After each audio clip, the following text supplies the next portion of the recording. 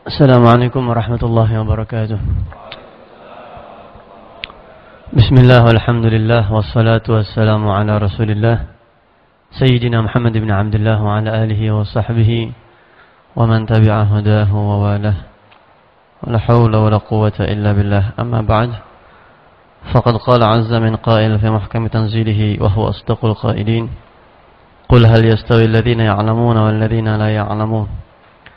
Wa qala Rasulullah sallallahu alaihi wasallam, "May yuridillahu bihi khairan yufaqqihhu fid din." Shadaqallahu wa shadaqa rasuluhu sallallahu alaihi wasallam. Pertama, kita bersyukur kepada Allah Subhanahu wa taala atas segala nikmat yang Allah pernah berikan, yang sedang Allah berikan dan yang akan Allah berikan kepada kita, yang pasti lebih banyak lagi.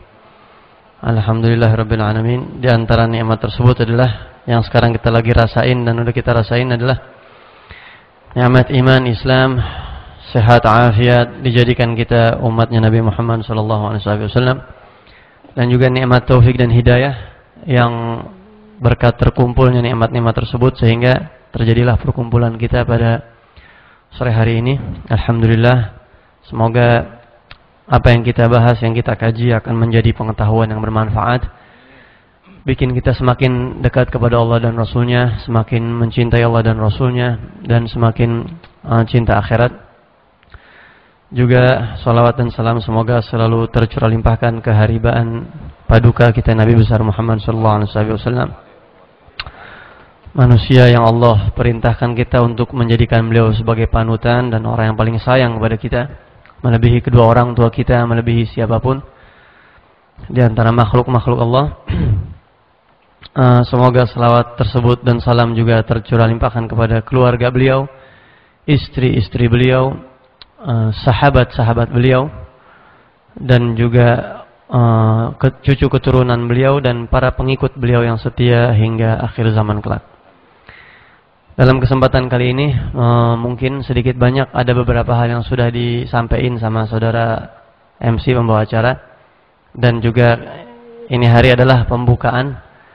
Ya, mungkin sebagian sudah tahu nama saya ya, karena ditulis di situ ya.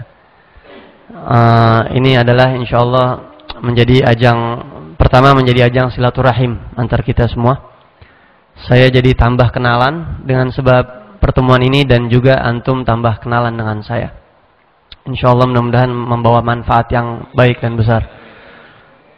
Diriwayatkan bahwasanya Al-Imam Al-Hasan Al-Basri, seorang tabi'in, dan juga para ulama-ulama yang lain menganjurkan kita untuk memperbanyak kenal dengan orang-orang mukmin.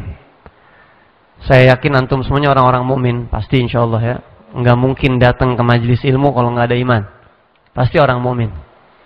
Dan dinyatakan istaghfiru minal ikhwan al-mu'minin. Ya. Perbanyaklah kenal dengan orang-orang mukmin, memiliki saudara ikhwan dari kalangan orang-orang mukmin. Fala'allaka tadkhulu fi syafa'ati ahadihim. Kenapa kita harus kenal? Apa manfaatnya? Bisa jadi kamu masuk surga karena salah satu kenalan kamu itu, katanya. Salah satu di antara orang yang kau kenal lah yang kelak nanti di hari kiamat dia memberikan syafaat. Karena syafaat itu banyak bentuknya. Kalau syafaatul uzma khusus Rasulullah, ya, ada syafaat-syafaat tertentu yang setiap mukmin di antaranya diriwayatkan bisa memberikan syafaat kepada orang-orang yang dia kenal, bahkan sampai ada 70 orang, tergantung keimanan dan kualitas keislamannya selama di dunia. Bahkan ketika menjelaskan hal ini, Al-Imam Ibnul Jauzi, seorang ulama abad ke-6 Hijriah, beliau bilang sama audiens, sama jamaahnya, sama murid-muridnya, tolong ingat-ingat muka saya ya. Siapa tahu di akhirat saya nggak masuk surga dan kalian ada di surga, kalian bisa memohon kepada Allah agar memberikan syafaat kepada saya, sampai seperti itu. Ya, orang tawadhu seperti itu. Nggak ada salahnya kalau saya juga mungkin ngomong kayak gitu ya. Ingat-ingat saya nanti. Kalau antum masuk surga, saya nggak ada di surga. Nah, itu yang pertama. Kemudian yang kedua, mungkin di sini kita insyaallah sebagaimana sudah kita ketahui dan maklum bersama, kita akan ada hadir di sini untuk saya pribadi mungkin setiap bulan dengan penyampaian materi kitab sebenarnya matan. Ini syarahnya Bahjatul Wasail. Sebenarnya yang kita akan baca ini adalah matannya, ibaratnya kulitnya, bukan kandungan. Di dalamnya ada syarah, ada uraian. Kita nggak baca uraiannya. Uraiannya nanti langsung saya sampaikan aja di pemaparan ya, karena terlalu banyak, apalagi gundul ini ya, botaknya melisnang kalau orang Bekasi bilang. Nggak ada rambutnya pisan, nggak ada harokatnya. Jadi yang kita baca yang atas. Mungkin nanti kita akan baca per kata. Mudah-mudahan kalau saya nggak lupa kita terjemahkan per kata. Siapa tahu ada yang pernah belajar bahasa Arab, atau ada yang pernah mondok, atau ada yang pernah madrasah, atau mungkin yang ada bakat ustadz atau ustadzah sehingga bisa ngikutin per kata kita artiin insyaallah nanti. Tapi sebelum kita sampaikan ini, mungkin saya ingin memberikan pendahuluan tentang seputar masalah pembahasan kajian ilmu kita. Yang pertama kita akan bahas sabda Rasulullah SAW yang menyatakan talabul ilmi fardhu ala kulli muslim. Ya, bahwasanya menuntut ilmu itu hukumnya merupakan suatu kewajiban bagi setiap muslim. Ya, baik laki-laki ataupun muslim perempuan. Ya, baik laki-laki ataupun muslim perempuan, karena kalau perempuan nanti mungkin dari hadir atau dari suami atau dari siapapun perantaraan. Timbul pertanyaan, ilmu apa yang wajib? Ilmu itu banyak. Ya. Rasulullah menyebutkan secara global, mujmal. Nggak disebut secara terperinci, dan itulah hebatnya Nabi Muhammad. Ini ciri khas sabda Rasulullah. Nabi itu kalau ngomong singkat tapi padat. Mendidik umatnya biar cerdas sebenarnya. Jangan apa-apaan harus substantif, harus substansial, enggak, tapi mendidik cerdas ya. Sehingga timbul pertanyaan ya, dan jadi kajian di tengah para ulama. Ilmu apa yang wajib? Rasulullah hanya menyebutkan menuntut ilmu wajib bagi setiap muslim. Nah, sehingga menjadi kajian ulama. Ulama telah sepakat bahwa ilmu itu banyak. Ya, ada ilmu yang wajib dipelajari kalau kita urut satu-satu, ada ilmu yang haram, bahkan ada ilmu yang sunnah, ada ilmu yang bahkan mubah, boleh-boleh saja, ada yang fardu kifayah dipelajari. Berarti enggak semua ilmu. Ya, kalau kita pelajarin, jangan kata ilmu agama, ya. Nyolong aja di ilmunya. Nyolong, tahu bahasa? Mencuri. Saya pernah lihat di salah satu stasiun TV di berita ya, apa investigasi gitu dah. Ternyata ada sekolah mencuri. Dan ada kelasnya. Hebat, di Indonesia ada kelasnya. Buat kelas-kelas tri mungkin nyuri begini dan seterusnya. Jelas haram. Ilmu sihir itu dipelajarin. Ya, walaupun kita sekarang umat Islam ini didoktrin, lagi dibius, lagi diperangi pemikiran kita supaya terkesan bahwa sihir itu tidak terlalu buruk dengan film-film yang ya nggak perlu disebut mungkin filmnya, ya, film yang serba sihir, bahkan diajarin, bahkan dibikin kita suka dan terbawa dengan film-film sihir tersebut. Padahal di Al-Quran jelas, ya jelas banget. Ma yufariqu bainal mar'i wa zawjih, bisa memecah belah rumah tangga, bisa ini, bisa itu, segala macam. Haram dipelajarin. Ada ilmunya. Ya, bahkan kan ada pesantrennya kalau kata di TV yang film yang booming itu ya kan, nggak terlalu, ada pesantren nyihir, bayangin, pesantren sihir dibikin orang kagum. Wah, tokoh-tokohnya dibikin komik, dibikin orang jadi senang, dibikin idola sama umat Islam. Tokoh-tokoh yang ahli sihir tersebut. Ini yang kita nggak sadarin sebenarnya. Ya, ghazul fikir, istilahnya memerangi pemikiran. Lebih daripada fisik. Terus juga ada ilmu yang haram dipelajarin, dan ilmu yang fardu kifayah seperti kedokteran dan sebagainya dan sebagainya. Nah, rangkumannya ilmu yang wajib itu, yang wajib dipelajarin kata ulama adalah ilmul hal. Nanti di sini sih dibahas, ada hadisnya ada di sini di awal di muqaddimah. Ilmul hal, ilmu al-hal, hal itu keadaan kalau bahasa Indonesia. Al-hal artinya keadaan. Apa maksudnya ilmu kondisi? Ilmu kondisi bukan ilmu kejiwaan tapi keadaan. Keadaan yang menuntut kita untuk faham ilmu tersebut. Ya, misal contoh, pergi haji. Kira-kira kita wajib gak belajar manasik haji? Tergantung keadaan. Apakah keadaan Anda menuntut Anda untuk memahami hal itu? Buat orang-orang yang mungkin sekarang udah daftar, bahkan udah mau siap-siap, wajib dia. Kalau nggak dia nggak bakal sah, nggak bakal benar ibadah hajinya. Keadaannya menuntut dia untuk memahami ilmu manasik haji dan seterusnya. Demikian juga apa misalnya pernikahan, masalah mahar, mas kawin, rukun nikah, syarat nikah, ijab qabul yang benar, nafkah dan lain sebagainya. Wajib gak belajar begituan? Tergantung keadaan. Bagi orang-orang yang mungkin masih jauh, belum sempat nikah, masih lama, nggak wajib. Belajar haji yang orang-orang mungkin belum daftar, belum, nggak wajib. Tapi ketika dia berada di satu keadaan yang menuntut dia buat paham ilmu itu, kalau nggak acak-acakan yang dia jalanin, dia nggak tahu sesuai dengan Islam apa kagak, maka dia wajib mempelajarinya. Ya, itu ilmu hal, ilmu keadaan. Ya. Sholat wajib nggak? Keadaan memaksa kita untuk belajar itu. Karena setiap hari itu nggak pakai nungguin. Kalau haji mungkin nungguin, kalau nikah mungkin ada nunggu masa-masa. Kalau sholat lah tiap hari, wudu setiap hari. Nah, jadi berarti ilmu yang sifatnya itu darurat wajib dipelajarin. Wajib dipelajarin. Dan dirangkum oleh ulama ada 3 ilmu yang sifatnya urgen, yang secara kondisional, secara hal setiap manusia pasti ngalamin itu mau nggak mau, nggak pakai nungguin. Ya, yang kalau bahasa simpelnya itu Islam, iman, ihsan. 3, Islam, iman sama ihsan. Itu 3 setiap manusia mau nggak mau ngadepin itu. Islam itu nanti bercabang-cabang, intinya fikih. Bagaimana sholat yang benar, wudu yang benar. Kalau mau sholat, kalau punya hadas, mandi wajib yang benar. Kalau ada najis, bagaimana cara menghilangkan najis yang benar, cebok yang benar, dan sebagainya. Perempuan mungkin menstruasi, itu fikih. Ibadah, muamalat, dan lain sebagainya. Ya, puasa, zakat, haji, fikih, Islam. Ya, ilmu fikih yang keadaannya menuntut kita untuk memahami itu. Ya, kalau kayak puasa mungkin masih lama. Kayak zakat mungkin belum tentu semua orang jalanin, kecuali kalau udah mau zakat fitrah. Haji mungkin masih lama. Ya tinggal lihat aja ilmu fikih apa yang keadaannya menuntut kita harus paham. Kita harus belajar itu. Ya, ini wajib bagi setiap muslim. Kalau nggak benar ibadahnya. Yang pertama, yang kedua adalah iman. Ya, iman itu akidah, tentang keimanan Allah, kitab-kitabnya, malaikatnya, kitab-kitabnya, nabi-nabinya, hari akhir, ya, takdir baik dan buruk, dan seterusnya. Tentang akidah, tentang masalah ketuhanan, tentang masalah kenabian, tentang masalah sam'iyat, hari akhirat, seperti apa alam barzakh, dan lain sebagainya. Dan yang terakhir adalah al-ihsan. Ihsan ini kalau disebutkan di dalam satu hadis, ya, hadis Jibril terkenalnya, di dalam kitab Al-Arba'in An-Nawawiyah itu disebutin hadis kedua. Ketika malaikat Jibril datang kepada Rasulullah, ya, menyaru malaikat Jibril ini nyaru bahasa Bekasi kali ya, menyerupai. Ya, dia istilahnya yang audiens tuh nggak tahu, jamaah sahabat-sahabat nggak tahu kalau ini malaikat Jibril. Setelah pulang baru dibuka sama Rasulullah.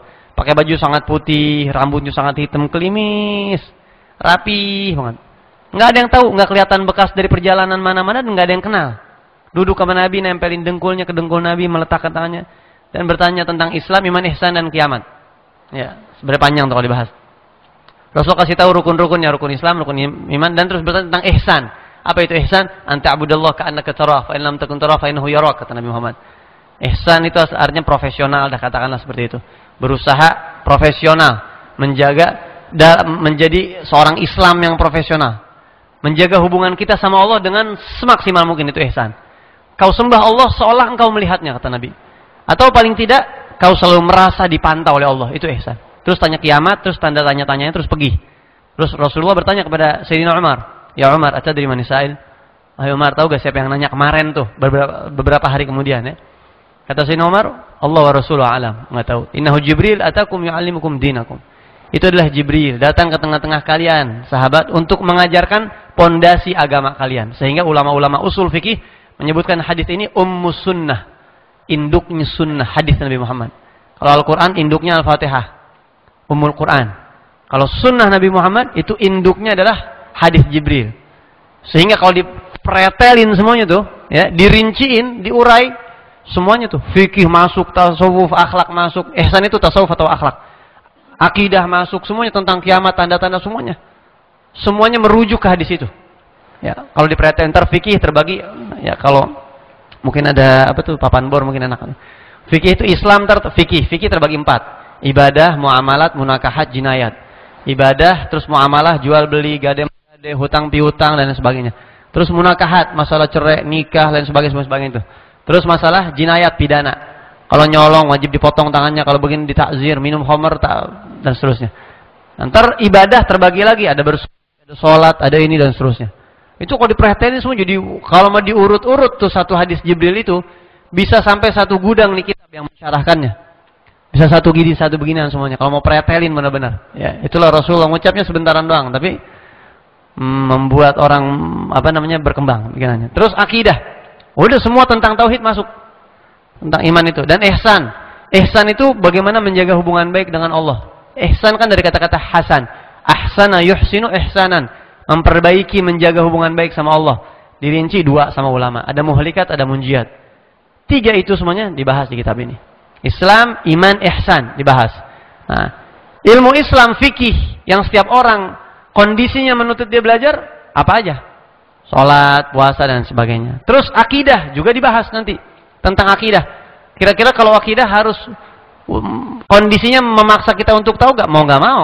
Mau gak mau kita harus kenal Allah. Masa kita gak kenal sama Tuhan? Kita sujud sama Tuhan yang kita gak kenal.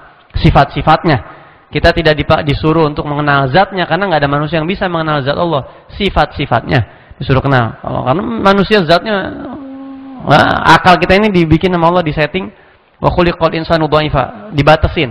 Keluar dari situ, kalau kata orang Basi bisa sedeng nih orang. Mikirin Allah kalau kelewat batas bisa sedeng. Atau kalau bahasa orang kamu bilang bisa rembes atau bocor halus dan lain-lain sebagainya ya. Kalau bahasa-bahasa anak kampung mungkin gitu. Nah, kita anak kampung juga. Nah, itu akidah nanti dibahas tentang kenabian bagaimana. Ada orang fikihnya bagus, salatnya bagus, puasanya top, udah semuanya top, akidahnya cacat, nggak jadi muslim ideal deh. Ya. Nah, fikihnya bagus, akidahnya bagus, hubungan dia dengan Allah, meyakini, mengakidahkan nabinya bagus, meyakini hakikatnya benar, meyakini hari akhirnya benar, ininya benar, ininya benar. Cuma ihsannya kurang rapi. Ihsan itu tasawuf. Ya, ibadahnya kadang-kadang rada nggak ada yang kayak gua, romannya di sini, gua doang udah rusak. Biar kata ibadahnya bagus, imannya bagus enggak. Sombongnya kagak hilang, ujubnya kagak hilang, riaknya kagak hilang, ininya kagak hilang, suudzonnya kagak. Itu ntar di situ masuk itu di ihsan. Ya, nah, makanya setiap orang pasti mengalami kondisi 3 itu, nggak bisa enggak. Ya, fikih, ada gak yang lepas dari fikih? Nggak ada. Setiap orang pasti sholat, puasa, pasti itu. Paling kagak wudu sama sholat tuh yang tiap hari itu. Dah. Iman, lah kita wajib iman sama Allah. Ngimanin Allah yang benar itu mau nggak mau kondisional, mesti kita ngerti. Terus ihsan, setiap orang dari kita berpotensi sombong, berpotensi ria, berpotensi suudzon, berpotensi penyakit-penyakit hati, berpotensi semuanya. Maka 3 itu kata ulama, 3 ilmu yang dimaksud oleh Nabi Muhammad, talabul ilmi faridah. Menuntut ilmu hukumnya suatu kewajiban bagi setiap muslim. Ilmu apa? Ilmu yang sifatnya kondisional, di antara 3 hal itu yang nggak bisa lepas. Setiap orang pasti ngadepin 3 hal itu. Tentang fikihnya, tentang akidahnya, antara dia sama Allah meyakini seperti apa, Rasul dan hari akhir dan seterusnya.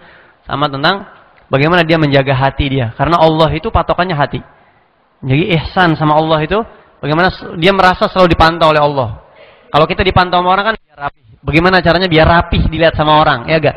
Jenggot jangan acak-acakan, kumis jangan acak-acakan, rambut jangan acak-acakan.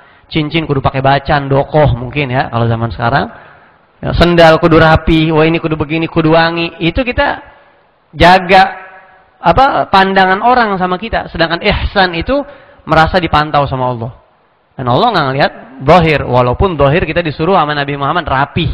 Innallaha jamil yuhibbul jamal. Allah itu indah dan suka kepada hal-hal yang indah. Nah, maka 3 hal itu setiap muslim nggak bisa lepas enggak. Semuanya harus mengerti hal itu. Untuk menjadi muslim ideal harus tahu itu. Walaupun ada sebagian ilmuwan dan pemikir-pemikir yang menambahkan ada satu lagi sebenarnya. Karena di hadis tersebut, hadis Jibril Rasulnya nyebut satu, yaitu tentang kiamat. Bagaimana menyikapi akhir zaman supaya nggak kegerus, supaya nggak kebawa arus. Disebutnya dengan fiqhut tahawulat, dengan fikih perubahan zaman, bagaimana menyikapinya.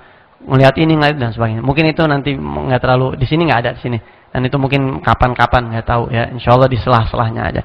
Maka yang akan kita kaji di sini insyaallah sebulan sekali. Mudah-mudahan insyaallah diberkahi Allah dan diridhoi Allah adalah itu semuanya tentang akidah, tentang fikih dan tentang akhlak. Lebih prioritasnya akhlak hati, ya lebih prioritasnya. Ya karena ya, tasawuf itu sebenarnya ke hati sebenarnya ya. Sebenarnya seperti itu. Cuma istilah penamaan aja seperti itu. Nah, jadi insyaallah itu yang akan kita bahas.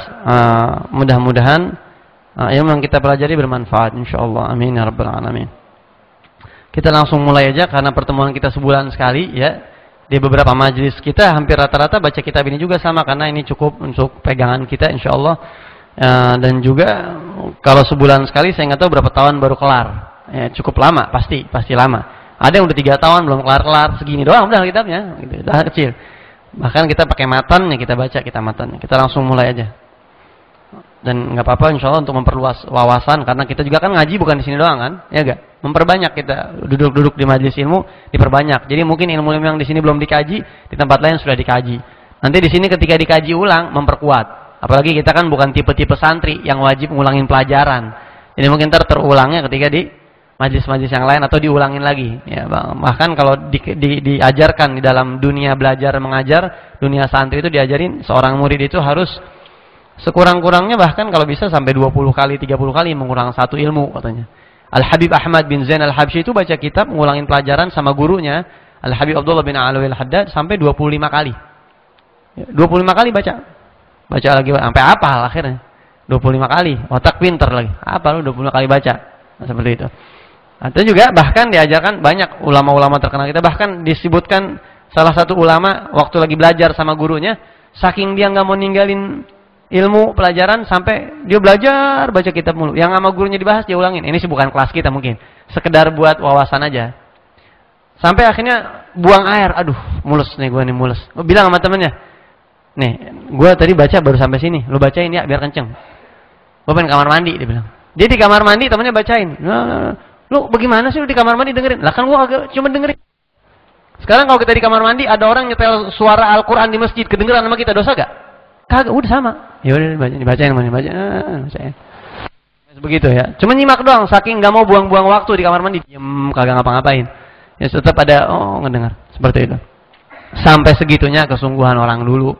Ya, segitunya kesungguhan orang dulu. Buat perbandingan aja sama kita cerita kayak begini mungkin bukan untuk meniru mereka, tapi paling kagak untuk mengendalikan hawa nafsu kita. Ketika kita udah rajin ngaji, ukur coba sama orang dulu, nggak seberapa kita. Nggak ada apa-apanya, jadi kita nggak sombong. Kita ya Allah, kita ini nggak ada apa-apanya sama mereka seperti itu ya. Makanya Rasulullah bersabda, khairul qurun qarni, tsumma alladziina yalunhum, tsumma alladziina yalunhum. Masa terbaik adalah masa aku, kata Rasulullah. Kemudian yang setelahnya. Ya, walhasil semakin kesana pasti kualitas semakin turun sampai kiamat udah hancur-hancuran. Makin sedikit dan begitu seterusnya. Nah, jadi buat mengendaliin ego kita aja mungkin itu sih. Baik, kita akan mulai. Sebelumnya mungkin nggak ada salahnya kalau saya terangin. Ini kitab ini nama aslinya Ar-Risalatul Jami'ah. Di sini ada Ar-Risalatul Jami'ah, risalah paripurna yang mencakup Islam, iman, ihsan. Baina antara usuluddin wal fiqih wa tasawuf. Ya, 3 hal itu disebut. Kitab ini disusun oleh seorang Al-Allamah As-Sayyid Al-Habib Ahmad bin Zain Al-Habashi. Al-Habib Ahmad yang tadi saya cerita tuh. Sekali ngaji 25 kali baca dia. Ya, yang saya bilang ini beliau orang yang ngarang kitab ini. Dan beliau adalah murid kesayangan, murid khusus daripada Al-Habib Abdullah bin Alawi Al-Haddad, ulama pembaharu Islam abad 12 Hijriah. Al-Habib Abdullah bin Alawi Al-Haddad, penyusun Ratib Al-Haddad dan sebagainya. An-Nasaih Ad-Diniyah dan sebagainya, banyak karya-karya beliau. Nah, beliau ini adalah seseorang yang Masya Allah memiliki keilmuan yang sangat luas. Bahkan beliau karangannya ini dibaca banyak, hampir rata-rata pesantren, rata-rata saya nggak katakan semuanya baca ini. Ya, khususnya pesantren salaf yang sifatnya itu nggak ada pendidikan modern mungkin. Ya, pesantren yang kajiannya kitab-kitab salaf. Ini kan kitab-kitab salaf. Zaman dulu istilahnya pendahulu yang nggak pakai pendidikan formal, misalnya hampir rata-rata baca kitab ini. Kemudian juga beliau ini seorang ulama besar, bahkan salah satu karya tulisnya As-Safinatul Kubra. Saya lupa 20 jilid atau 18 jilid As-Safinatul Kubra. Gedenya bukan main. Kita kayaknya seumur hidup baca aja nggak hatam itu, ya. Tapi beliau nulis kitab itu. Dan banyak keutamaan beliau sangat banyak. Karya-karya beliau sangat banyak. Syarah Ainiyah lebih tebal banyak. Cuma kitab ini yang termasuk yang paling terkenal keberkahannya karena hampir di seluruh pelosok dunia dibaca. Di Kuwait dibaca, di Uni Emirat Arab hampir rata-rata. Kita punya rekaman-rekaman kajian syekh-syekh di Kuwait, di Mesir, di mana, dan kajiannya kitab ini. Dan lebih luas pemaparannya tentu beda ya. Syekh